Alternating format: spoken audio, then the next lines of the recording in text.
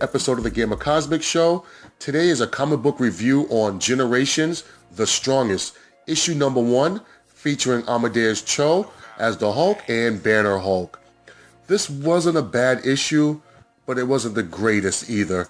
I still feel Greg Pak is running on fumes right now while telling Hulk stories. I feel like he's way past his peak. I felt like he tipped his prime after World War Hulk. He came back to write his 600 run of the Incredible Hulk series, and I feel like that was a very lackluster event.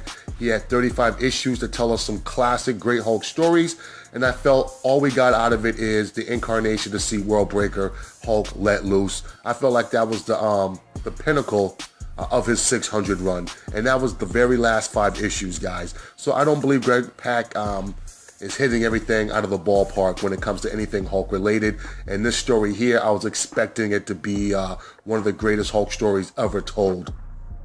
I was wrong. But the premise of this issue is Amadeus is whisked back into time. He's dropped off in Death Valley, and he sees the Hulk, the OG Incredible Hulk, engaging Thunderbolt Ross in the military.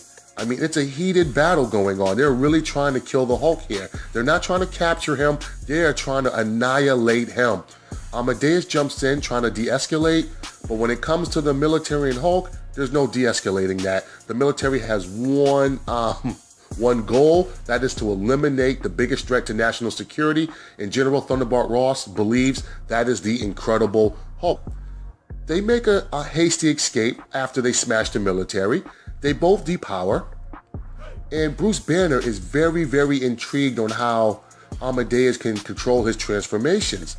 Amadeus tells him, "I'm just built different," but Banner's not believing that. He knows the monster, he knows what it can do, and he knows that you just can't bottle it up and let it loose anytime you want and think you have control of it. Sooner or later, the Hulk will take control, and he will drive for a little bit, and honestly, you just don't know what's going to happen.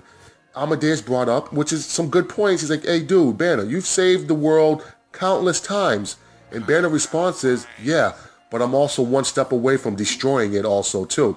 So that's the gift and the curse that I think Amadeus is starting to see, with his interaction with this younger Bruce Banner.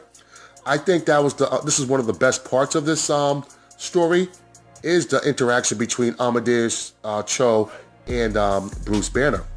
When they're not in their Hulk forms, when they're just in their regular puny forms, I think I think the exchange was pretty good, and I wanted more of that. And I believe that this should have been maybe a 2-parter.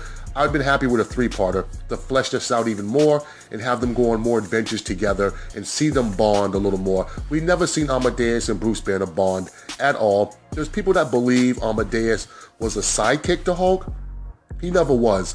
He was an ally and a friend to Hulk, but he has flip-flopped a couple times on Hulk, and I will bring that up near the end of this review, guys. But later on, they're running away from the military. Banner is showing him that, I can't just show my face like this around town. People know that I am the Incredible Hulk. The military will be on me in a minute. He's eating out of dumpsters. Amadeus is surprised by these actions that Bruce Banner is taking, but at the same time, Amadeus has never been hunted before. Actually, people have enlisted his help on numerous occasions, and he's part of the group, the Champions. So this was a healthy dose of reality for Amadeus, seeing the way that Banner is living, seeing this gift and the curse just tear Banner apart, man. He can tell Banner does not want to be the Hulk. He's not like Amadeus. Amadeus wants to be the Hulk so bad, but I also believe that Greg Pak could have maybe dived a little deeper into this, and that's why I believe that this should have probably been a 2-parter. So later on, when the bombing takes place again, this time Amadeus and Banner don't know what's going on. I guess from the earlier bombings, a monster awoke from the bottom of the ocean, pretty big creature, and that's one thing I do like about Pak. He does like to involve a lot of monsters, and I do miss old school Hulk smashing on monsters, but at the same time, I also like Hulk fighting different type of villains. I don't like him fighting monsters all the time. I like to see him fighting capes, other bruisers, you know what I'm saying. I mean, just to show that, to show his durability, to show his strength, to show his resolve, I like to see Hulk go against other beings with different power sets. It makes for an interesting story. I feel Pac always relies on using monsters and 100-ton bruisers, you know, like the Juggernaut, Rhino, the Abomination, for some reason. He just seems to gravitate towards those type of characters for Hulk to engage in and to fight. I believe Pac is not very creative when it comes to using other characters who have a diverse power set. He seems like he doesn't get them and he doesn't know how to write them. So I think he falls back on his strength. But that strength also now is becoming one of his weakness because we're getting tired of seeing that same format. So continuing on, Amadeus tells Banner, protect the civilians, get them away. I'll show you what my Hulk can do. So Amadeus engages this creature. He's trying to lure him back to the ocean. The military is letting on. They're trying to kill this creature also too. Things are starting to spiral out of control. More than Amadeus can handle, even in his Hulk form, to where he starts to lose it. He loses it so bad that he ends up, beating that monster, pushing back the military, but at the same time, he's showing untold amounts of rage and destruction around him to where Banner has to Hulk up and stop him. That part was okay. It was okay. He knocks Amadeus back with one punch. I was very surprised by the lack of fighting between Amadeus and the Hulk. I felt like the parts where they did where they did tussle a little bit, was a little too short. Amadeus realizes that Bruce Banner was right. Bruce Banner depowers and tells him that the monster in the trunk. And this is what I realized during this issue is, Banner was able to depower himself like that in terms of Bruce Banner. I don't know. It just seemed like Greg Pak is not getting the history right. Hulk Banner could never control the transformations back then. He never could. If he calmed down, then, he'll revert back to Bruce Banner. If he gets excited or if he gets angry or if he gets hurt, he turns into the Hulk. But he can never, ever just control the transformations like that. Only during Greg Pak's run was he really able to do that. And also during Bruce Jones's run, too. Bruce Jones's run, he started being able to control some of the Hulk and how he let the transformation out. But ultimately, the Hulk ends up driving when he fully lets loose. But like I said, man, I think just Greg Pak is getting a little lazy. He's not doing his homework on this. Amadeus Cho now realizes that this gift that he has is a major burden and it's a curse, and he has to figure out a way to get rid of this. And I feel like that was their way of passing the mantle on to Amadeus, was realizing that this is a gift and a curse, but it's a dangerous gift and he needs to get rid of it. So I think we're going to start seeing that play out a little more in his regular series, the Totally Awesome Hulk, which is now reverting back to the Incredible Hulk and to its original numbering. I made a stink on Twitter to a point to where Greg Pak has banned me from following him or any of his tweets. I told him I did not like the name change or Totally Awesome Hulk. You guys can check my Twitter page. It'll show you the date when I said this. So it's not like I just said this recently. I harped about this a long time ago when I first seen the new name. I knew what I was getting and I was upset. And he banned me, which is okay. Fuck him. You know what I mean? You're so full of yourself that you can't take some criticism. I wasn't telling him, hey, you fucking suck. You need to write better Hulk stories. All I said was, you need to step your Hulk writing game up. I feel like you're not giving us that emotional connection to this character. And I think he just had enough. Maybe it wasn't just me. I think maybe there was a lot of other Hulk fans out there badgering him, because I think Greg thought he was untouchable. I think he felt like, when I gave them Planet Hulk, I gave them War Hulk, and then I let them see World Breaker. And I think that with that goodwill, he thought that he can get away with anything. I think Marvel thought also, too, is bring back Greg and the Hulk fans will follow because they love him. We do love him, but we love him for his earlier work. No one stays on top forever, and Greg Pak's definitely not on top anymore when it comes to telling good Hulk stories. I believe Jeff Parker tells better Hulk stories than Greg Pak, and I wish they would bring back Jeff Parker, man. I really do. I really do. So my overall grade of this is a 6. And this is how I broke it down and got that score, guys. For story, I give it a 6.5. There was some major inconsistencies in his story. If you're a diehard Hulk fan, you're going to pick up on him quick, and it's going to fucking upset you. It makes you think that Greg Pak is just a lazy piece of shit, man. And his Weapon X series is showing that also, too. He took Lady Deathstrike and turned her 180 degrees to where I don't even recognize, other than her sharp claws, that's Lady Deathstrike. Her demeanor, her personality is all wrong. Greg Pak gets so much shit wrong, but he gets a pass all the time. I don't know why he gets as much work as he does. I really don't. Can somebody else lead me on to some other comic books that he's written that's actually good? You know, the stuff that I read already from him, I'm not liking. And I want to like this Weapon X. I really do, because I like the cast. And I tried liking his Totally Awesome Hulk. I really did. I just never liked Amadeus. No real Hulk fan ever said that they loved Amadeus. No real Hulk fan said, hey, Greg Pak, give us more Amadeus. Hey, Marvel, you know what would be a great idea? You should make Hulk Amadeus. No Hulk fan has ever said that. You know, so it just surprised me the direction they're going with this series. And I'm just surprised. It doesn't surprise me now that they reverted back to using the Incredible Hulk title name. And that's just another marketing ploy to us to hope that we're going to get back the original Hulk, and we're not. This right here submitted that we're not getting our banner back anytime soon.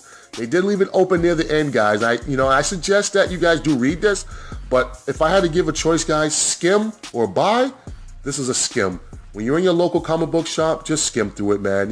That's it. I don't think you should waste $3.99 on this at all. I don't think any Marvel Comics right now is worth $3.99, to be honest with you. I wish they would go back and do what DC's doing and lower the price to $2.99, man, and garner some goodwill. But, you know, the marketing beast with Marvel and Disney, they have to be fed. And the only way they can stay full is more money, more money, more money. So, but, yeah, guys, man, but that's my overall score. It's a 6. Oh, I forgot to tell you my rest of my, how I got that score. Like I said, the story was a 6.5. The artwork to me was a 5.5. So that's how I got my overall score of a 6, guys. Sorry about that. You know, I used to read more titles for Marvel. I really did. I just stopped giving them my money when writers tell you, like Mark Waid, if you don't like my book, then don't buy it. Okay, I'm listening. I'm not buying it.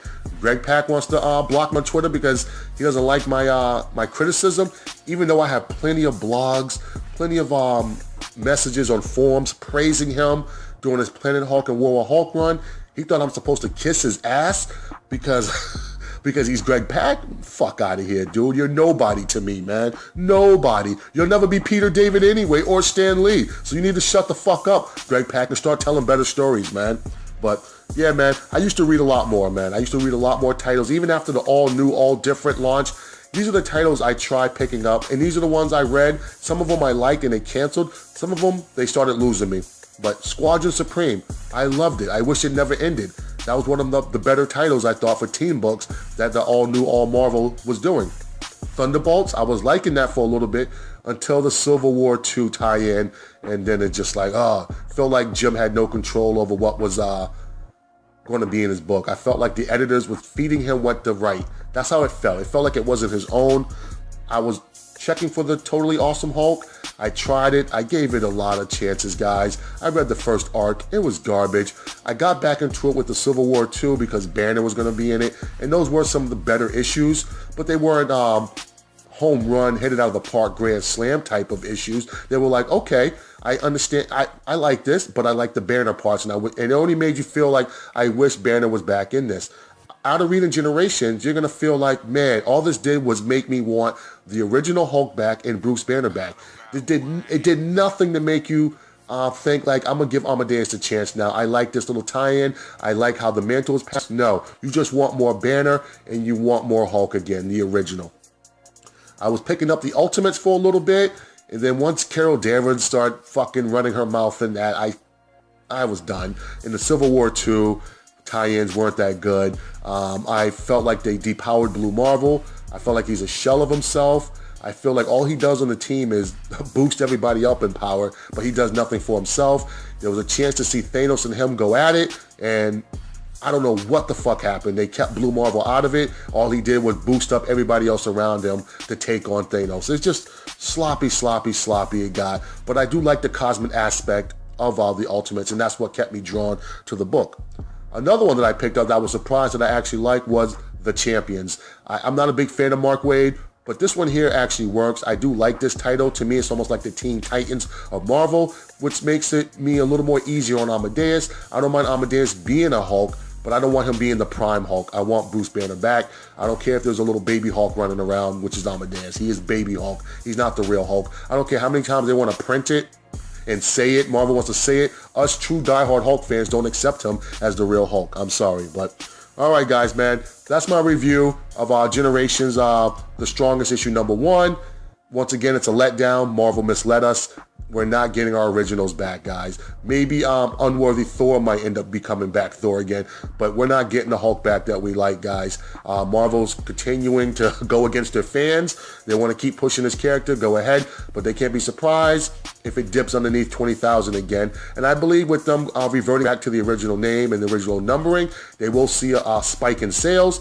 But like I said, Greg Pak hasn't been telling good stories. He's been running on fumes when it comes to Incredible Hulk original storytelling, that I believe the sales are going to go right back down again, to be honest with you.